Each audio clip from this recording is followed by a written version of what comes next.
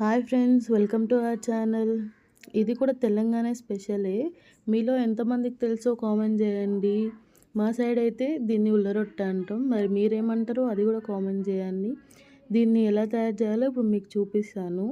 మనం భక్ష్యాల పిండికి ఎలా తయారు చేస్తామో సేమ్ అలానే గోధుమ పిండి, మైదా పిండి రెండు కలిసి మిక్స్ చేసుకోవాలి. ఆ తర్వాతకి వాటర్లో బియ్యం పిండిని ఉడికించుకోవాలి. అలా చిన్న బాల్‌లో చేసుకొని మా నానమ్మ చేస్తున్నట్టు మీరు కూడా ఫస్ట్ దాన్ని చిన్న చిన్నగా ఒత్తి ఆ తర్వాత చపాతీలాగా రాక్కోవాలి. ఆ తర్వాతకి ఇలా లో ఫ్లేమ్‌లో దీన్ని కాల్చుకోవాలి గోల్డెన్ కలర్ వచ్చేదాకా. అంతే అండి, సింపుల్. మేమైతే దీన్ని మామిడి పండు రసంతో ఇంకా మామిడికాయ చట్నీతో తింటాం.